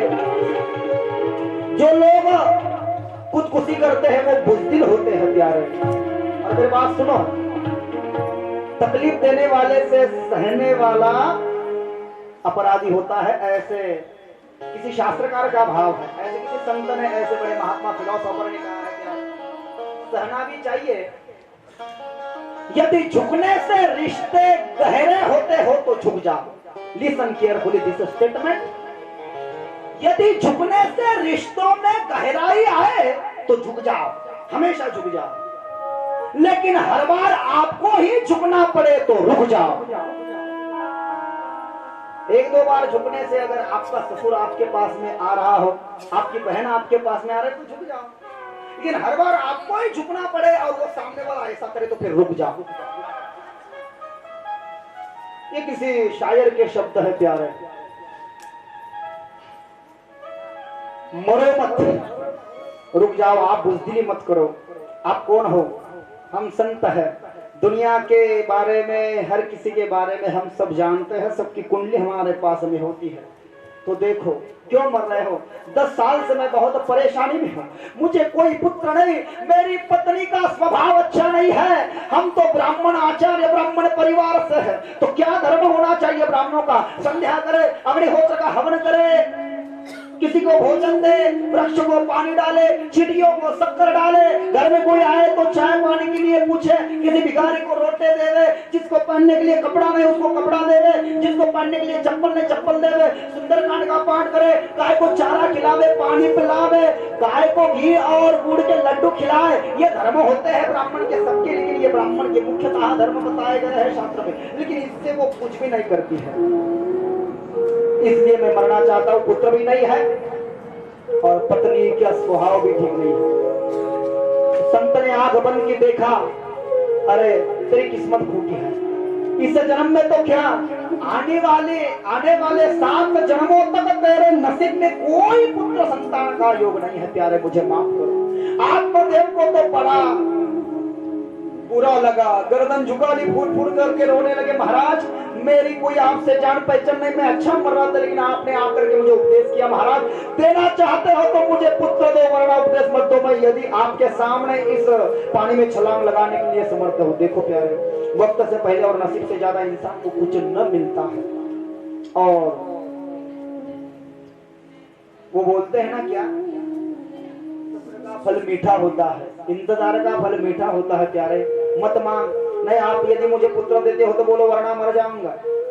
देख प्यारे, मैं तो पुत्र दूंगा, लेकिन वो पुत्र तेरे विनाश का कारण होगा और अल्पायुषी होगा। प्यारे तेरे नाम को मिट्टी में मिला देगा, प्यारे तेरे मुंह को काली फाड़ देगा, वो जो हो वो मुझे चलेगा, जैसा भी हो, लेकिन पुत्र दीजिए। साधु बाबा ने आंख बंद की, ऐसे हाथ में एक फल आया है, उनकी योग सिद्धि के द्वारा आम नाम का फल था, उस आम के फल को लिया और कहा, जाओ आत्मदेव ये फल जाकर के घर पे पत्नी को खिलाओ और पत्नी को कहो फल खाने के पश्चात 9 महीने और 9 दिन व्रत का आचरण करे, दुष्टता न करे, किसी से वार्तालाप न करे, भगवत बुद्धि रखे, भगवत चर्चा श्रवण करे, भगवत कथा श्रवण करे, हरिपाठ काकड़ा करे, तीर्थों में अपनी मति रखे, ब्राह्मणों का पूजन करे, संतों का आदर करे, माता बहनों का आदर करे, किसी को हल्दी कुमकुम को संक्रांत के दिन घर को बुलाए, जानबूझ करके न हंसे, टीवी न देखे, मालिका न देखे, नकल तो सारे घटते न देखे, ऐसे सीरियल ऐसे कुछ न करे प्यारे, तो ये फलों की सिद्धि होगी। ठीक है, आम नाम का फल लिया, मैं मरने के लिए गया, ऐसे न कहा ये फल खा लो बस। क्या है ये फल खाने के बाद में हमारे घर में बस खुशियां ही खुशियां आने वाली है, झूला झूलने वाला है, बस आनंद आने वाला है, बस आम खा लो। अब देखो, संगत कर बड़ों की तो बढ़त बढ़त बढ़ जाए, संगत कर नीचों की तो फिर होता खाए। ये संत कबीर ने कहा प्यारे। इसकी एक सहेली थी, सहेली को बुलवाया, कहा कि तेरे जो हमारे जो मालिक है ना, तू जीजाजी जिनको कहती थी, बोले किसी बाबा के पास में जाकर के आम लाया है और बोले आम खाने पुत्र होगा। अरे शादी होकर के 10 साल हो गए, 10 साल में जो न हो सका वो आम खाने से होगा क्या? वो बोले अरे बाबा लोगों के आम से अगर बच्चे होने लगे तो फिर मरीजों की और वैद्यों की कोई जरूरत ही नहीं थी। उन दिनों में अस्पताल में वैद्य हुआ करते थे, तो फिर क्या करूं? ये आम जो है ना, ये गाय के गौशाला में फेंक दे, गोठे में फेंक दे। उस दुष्ट सहेली का सुझाव सुनकर के, उसकी राय सुनकर के उसने वो आम गाय के गोठे में फेंक दिया, गाय ने खा लिया। इसके बहन आई, क्या चल रहा है दीदी, सब कुछ ठीक है ना? हाँ सब कुछ ठीक है, लेकिन मैं थोड़ी सी टेंशन में हूँ। बोले क्यों टेंशन में हो? अरे थोड़े दिन पूर्व तेरे जीजा जी ने किसी बाबा से एक आम लाया था, बोले आम खा ले, आम खाने के बाद में तुझे पुत्र होगा। बोले फिर वो आम मैंने मेरे बाजू वाली सहेली का सुनकर के गाय के गोठे में फेंक दिया और 9 महीने 9 दिन के बाद में मेरा भांडा फूट जाएगा। फिर बोले हम दोनों मिली भगत कर लेंगे। बोले कैसे? तू क्या कर? बोले थोड़े से कपड़े वगैरह ले ले, अपने पेट के ऊपर रख दे और साड़ी के पल्लू से उसे ढक ले और गर्भवती है, ऐसी नौटंकी कर। बोले क्यों? बोले मैं गर्भवती हूँ, 9 महीने 9 दिन के बाद में मुझे जो पुत्र होगा मैं घने अंधेरे में तेरे पास में भेज दूंगी, ये पुत्र तेरा है, ऐसे तू जीजा जी को बोलना। जीजा जी ने पूछा था, आत्मदेव ने धुंधुली से, आम खाया क्या? निर्लज्जम सदा सुखिम। उनको कोई लाज नहीं होती जो निर्लज्ज होते हैं प्यारे। झूठ उत्तर दे के हाँ करके ऐसे गर्दन को हिला दिया प्यारे। बोले तेरा पति, बहन को कहा तेरा पति क्या करेगा? मेरा पति तो बाइल्या है। बोले बाइल्या? बोले बाइल्या? बाइल्या बोले तो गलत अर्थ मत लीजिए, ये तुकाराम महाराज का अभंग है। बाईले आधीन होय ज्याचे जीने त्याचे अवलोकने पडिजे दवाड कासया ते जंत जिताची संसारी माकडांच्या परी गारोड्याच्या आपलीच करीवी सेवा पुजवी देवा सारखे तुका म्हणे गाढव पशु केला नाश आयुष्या। मैं एक घर पे गया था, हमारे जो आचार्य लोग थे, तो वहां पर पति ने पत्नी को कहा जरा शरबत बना करके लाओ, तो पत्नी ने उसको ऐसा किया। तो जैसे पत्नी ने उस पति को ऐसा किया तो वो उठ गया और अंदर जाकर के वो शरबत लेकर के आया। ऐसे मैं आपकी बात नहीं कर रहा हूँ, यवतमाल की, हम यहाँ पे सब अच्छे हैं बात छोड़ करके, तो बाहर गांव की हम चर्चा कर रहे हैं। ऐसे जो बाइले होते हैं उनका कुछ सच्चा नहीं प्यार। मेरा पति बाइले है, बोले उसको अगर थोड़ा सा धन दे दिया जाए तो वो चुप बैठ जाएगा। उसको मैंने अगर बोला उठ तो वो उठ जाएगा, बैठ तो बैठ जाएगा। धन लेकर के चली गई, नौटंकी कर दी। 9 महीने 9 दिन पूर्ण हुए, धुंधुली के बहन ने एक पुत्र को जन्म दिया। उस पुत्र को घने अंधेरे में एक दूत के हाथ से धुंधुली के पास में भेजा गया और धुंधुली ने आत्मदेव से कहा ये मेरा ही पुत्र हुआ है। पंडित जी को 10 साल से पुत्र पूरे गांव में मिठाई बांटी गए। अरे वाह वाह वाह, बहुत बड़ा आनंद है, ठाकुर तेरे धन्यवाद है। सब गांव झूमने लगा, नाचने लगा, बड़े आनंद की अनुभव करने लगा पूरा गांव। पंडित जी को 10 साल के बाद में पुत्र हुआ है।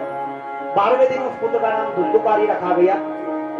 आगे मुझे दूध नहीं आ रहा है, ऐसी नौटंकी ऐसा बहाना करके बहन को बुलवा लिया। फिर उनकी सेटिंग जम गई और जैसे सेटिंग जम गई, गाय के गोठे में जो आम फेंका था वो गाय ने खा लिया था। तो गाय ने भी धुंधुकारी होने के पश्चात 3 महीने के बाद में एक पुत्र को जन्म दिया। आप बोलोगे महाराज बछड़े को नहीं? नहीं, बछड़े को नहीं, पुत्र को ही जन्म दिया, क्योंकि गाय तो बछड़े को जन्म देती है प्यारे। लेकिन हुआ ऐसे, माता जी ध्यान से सुनो, जो आम धुंधुली बाई को खाना चाहिए था, जो आम धुंधुली बाई को खाना चाहिए था, वह आम गाय के गोठे में गाय ने खा लिया। तो बाई को होने वाला पुत्र गोठे के गाय को हो गया। बोलिए गोकर्ण जी महाराज की जय। तो उसका नाम गोकर्ण रखा गया, उसको भी अपना ही पुत्र माना। 7-7 साल की आयु प्राप्त हुई दोनों पुत्रों को कियत काले न तो जातो तरुणों तलिया उभो गोकर्णो पंडितो ज्ञानी धुंधुकारी महाखलो। दोनों पुत्रों को 3 महीने से छोटे गोकर्ण महाराज है और धुंधुकारी महाराज जो है वो बड़े हैं। दोनों को 7 साल से लेकर के 12 साल तक उनको वेदशाला में रखा गया वेद मंत्र सीखने के लिए। वेद मंत्र सीखने के लिए हरि ओम हिरण्यवर्णम हरं सुवर्णम रजतस्रजाम चंद्राम हिरण्मयं लक्ष्मीमधातवः। ऐसे ब्राह्मण लोग मंत्र सीखते हैं, तो उसको वेदशाला बोलते हैं। वेदशाला में इनको विद्याभ्यास करने के लिए रखा गया। अब जैसी करनी वैसी भरनी, जो जैसा बोएगा वैसे ही फल मिलेगा। इसको मोबाइल की सेटिंग में डिफॉल्ट फैक्ट्री सेटिंग बोलते हैं, डिफॉल्ट फैक्ट्री सेटिंग। अब ये तो कोई धुंधुकारी, ये कोई धुंधुली और आत्मदेव ब्राह्मण का पुत्र था, उसके बहन का पुत्र था प्यारे, वो भी चुरा करके लाया था ना। अब भगवान ने उसकी कोई मति ही नहीं थी प्यारे। वो वेदशाला में से भाग आया, घर को आया, पिता के पीठ पीछे वो मटका खेलने लगा, शराब पीने लगा, जुआ खेलने लगा, मांसाहार करने लगा, पूरे पूरे कर्म उसने कर डाले प्यारे। ब्राह्मण आचार्य ब्राह्मण परिवार में जन्म को आकर के भी पिता का नाम उसने मिट्टी में मिला दिया। पिता के सामने कुछ नहीं करता था। माँ को पूरा धन दौलत सोना मांगता था, माँ पैसे दे। माँ ने चुरा करके, मेरी गलती, मेरे बहन का पुत्र मेरा, मैंने अपने पति को कहा है, अब मैं पति के सामने नहीं कह सकती। सब धन दौलत दे दिया, सब इसने लूट बांट दिया प्यारे। एक दिन की घटना है, आत्मदेव महाराज ने पूजा की थी, यजमान ने उनको एक अंगूठी दी थी सोने की। वो सोने की अंगूठी धुंधुली से धुंधुकारी ने लिया और जुए में वो अंगूठी हार गया। और जैसे जुए में वो अंगूठी हार गया तो जिसने हराया था, जीतने वाले व्यक्ति ने उस अंगूठी को ले लिया धुंधुकारी से और अपनी उंगली में पहन लिया। रास्ते से आत्मदेव चल रहे थे। आत्मदेव ने कहा, अरे तू तो मेरे पुत्र का मित्र है और तू तो चोर है। बोले कैसे? अरे मेरे पुत्र की, मेरे पत्नी की अंगूठी तूने कैसे चुराई? बोले सटिया गए हो क्या पंडित जी? आपको पता नहीं है क्या? आपका पुत्र 5-6 सालों से बुरे कर्म करने लगा है, शराब पीता है, जुआ खेलता है, मद्यपान, मांसाहार सब कुछ करता है, वैश्यागमन करता है। अरे बाप! घर पे जाकर के पूछा, अंगूठी कहाँ है बता। उसने कहा अभी तो मेरी अड़चन चल रही। बोले अंगूठी बता। सब कुछ सच्चा बोलना पड़ा। बड़ा दुख हुआ उसकी सच्चाई जान करके धुंधुकारी की। रोने लगे फूट फूट करके। गोकर्ण महाराज घर को आ गए। 12 साल हुए थे, 13वां साल चल रहा था। तेरे भाई ने मेरे नाम को कालिक फास दी प्यारे। मैं रहना नहीं चाहता, मैं जीना नहीं चाहता। गोकर्ण मैं तुझे आशीर्वाद देता हूँ, मैं जाने के बाद में तेरे माँ धुंधुली को और तेरे बड़े भाई धुंधुकारी की ओर ध्यान देना। वो राह भटक गया है। आशीर्वाद दिया, चले गए जंगल में आत्मदेव। गोकर्ण तीर्थ यात्रा चला गया। धुंधुली को सब कुछ, आओ जाओ घर तुम्हारा, खाओ खिचड़ी बर्तन हमारा, ऐसी हिंदी में कहावत है। इसने सब कुछ लूट लिया है। माँ पैसे दे, सोना दे। उसने कहा अरे तेरे इन बुरी हरकतों की वजह से, बुरे रवैये की वजह से मैंने मेरे पति और गोकर्ण को खोया है। अब कुछ मत मांग। माँ ने धन देने से मना किया तो धुंधुकारी ने धुंधुली को पैरों तले मारा, पैरों से मारा। इसको बहुत बुरा लगा। सवेरे 4 बजे उठी, घर के सामने जो बावड़ी थी, बावड़ी में गिर करके इसने अपनी जान दे दी। धुंधुकारी की माँ धुंधुली मर गई। गोकर्ण तीर्थ यात्रा चला गया। आत्मदेव का उद्धार हो गया। धुंधुकारी वैश्यागमन करने लगा। वैश्याओं ने कहा धन होगा तो हमारे पास में आओ, वरना मत आओ। धुंधुकारी ने गांव में चोरी करना शुरू कर दिया। वैश्याओं को धन देने लगा।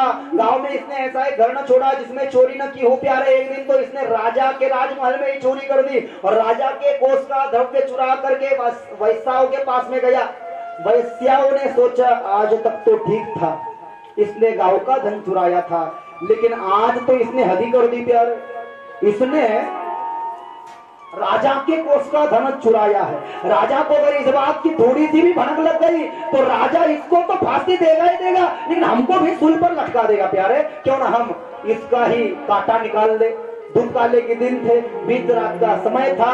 धुंधुकारी रात के 2 बजे वेश्याओं के आंगन में खटिया डाल करके सोया था। 7-8 वेश्याई आई, जलती चूल्हे के अंगारे लाई। 2 वेश्याओं ने धुंधुकारी के पांव पकड़े, 2 वेश्याओं ने धुंधुकारी के हाथ पकड़े, 2 वेश्याओं ने इसका मुंह खोला और 2 वेश्याओं ने इसके मुख में चूल्हे के जलते अंगारे डाल दिए प्यारे। तत्क्षण ये मर गया प्यारे। इसकी इच्छाएं अधूरी रह गई थी। शास्त्र कहता है यदि इंसान के कोई इच्छाएं अपूर्ण रह जाए तो वो भटकता है प्यारे, वो प्रेत बन जाता है। यह भूत बन गया प्राय और भूख प्यास इससे सही नहीं जा रही थी। इस बात का पता चला गोकर्ण को कि मेरा भाई मर गया। माँ बावड़ी में गिर के मर गई। पिताजी का उद्धार हुआ। गया में जाकर के तीनों का श्राद्ध किया। घर पे आया, बीच रात का समय था, बिछाना डाल करके आंगन में सोया तो धुंधुकारी आया। प्रचंड और बहुत ही भयानक रूप दिखाने लगा। गोकर्ण को समझ में नहीं आया। गोकर्ण ने कमंडलू का जल हाथ में लिया, उस जल का छिड़काव उस धुंधुकारी के ऊपर किया तो धुंधुकारी असली रूप में आ गया। मैं तेरा दुर्दैवी बंधु हूँ, मुझे क्षमा कर, मैंने बुरे कर्म कर दिया। मैंने कभी स्नान संध्या धर्म कर्म यज्ञ याचन हवन पूजन दान धर्म पूजन अन्नदान कुछ नहीं किया, इसलिए मेरी बुरी हालत हो गई। अरे प्यारे, तू मरने के बाद में तेरा माँ का, पिता का, सबका श्राद्ध मैंने गया में कर दिया और तू कहता मैं भूत बन गया हूँ। कुछ भी कर, लेकिन इस प्रेत से मेरी मुक्ति कर। मैं बहुत परेशानियों का सामना कर रहा हूँ, ये मुझसे सहा नहीं जाता। मैं भूत बन चुका हूँ। भूख, ठंड और प्यास मुझसे सही नहीं जाती। अभी तू गुप्त हो जा, सवेरे देखता हूँ क्या हो सकता है। सवेरा हुआ, स्नान किया, ब्राह्मण के पास में गया, क्या करूं, ऐसे हुआ है, सूर्य का आराधन करो। ठीक है, गोकर्ण महाराज नदी में चले गए, सूर्य को अर्घ्य दिया तो सूर्य नारायण प्रकट हुए। What do you want, Gokarna कहो क्या चाहते हो पुत्र, मेरा भाई धुंधुकारी भूत बन चुका है, क्या करूं। तो सूर्य ने कहा धन्या भागवती वर्ता प्रेत पीड़ा विनाशिनी, सत्ता हो पिता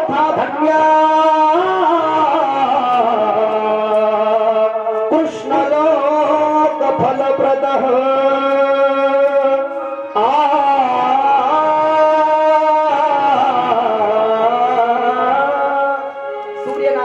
से कहा, यदि तेरे भाई की भूत योनि से प्रेत योनि से मुक्तता कराना चाहता है तो भागवत की वार्ता धन्य है, उसे भागवत का पान कराओ। धन्य भागवती वार्ता, भागवत सुनने से प्रेत का विनाश हो जाता है, प्रेत पीड़ा विनाशिनी। और जो प्रेत 7 दिन तक भागवत सुनता है, जो लोग 7 दिन तक भागवत सुनते हैं, उनको कृष्ण लोक की प्राप्ति होती है। इसलिए तू क्या कर, तेरे भाई की धुंधुकारी की अगर मुक्ति कराना चाहता है ना भूत प्रेत योनि से, श्रीमद् भागवतान मुक्तिम, सूर्यवाच, सूर्य कहते हैं श्रीमद् भागवतान मुक्तिम सप्ताहम वाचनम कुरुम इति सूर्यवच सर्व धर्म रूपे इति तु विश्रुतम।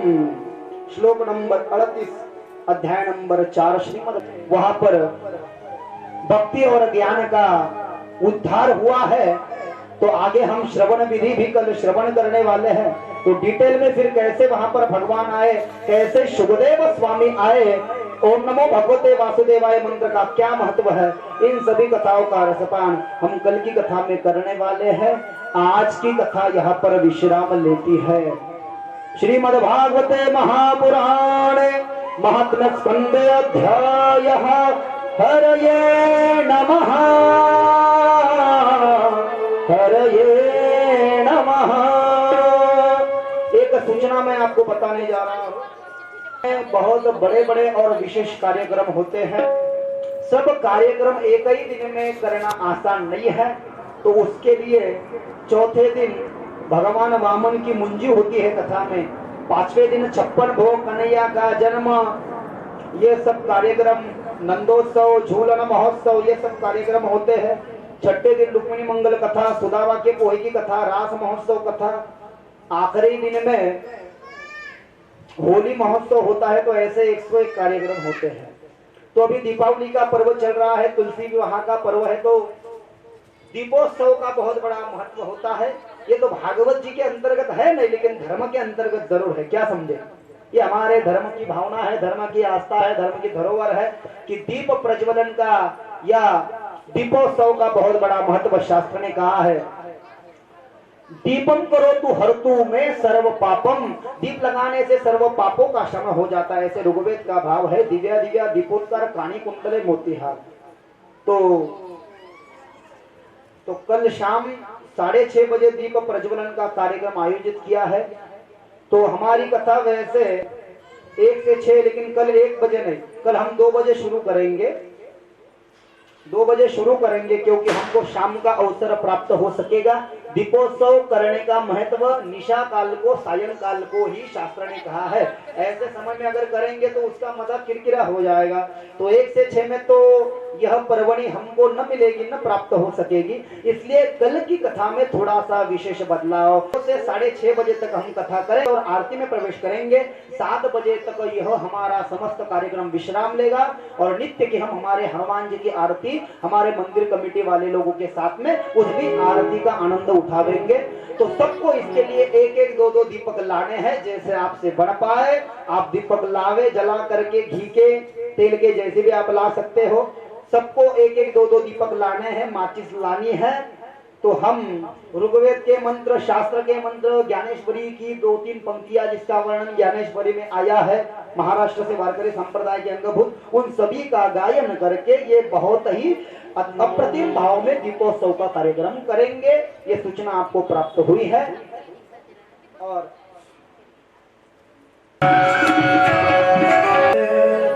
शिवे सर्वार्थ साधिके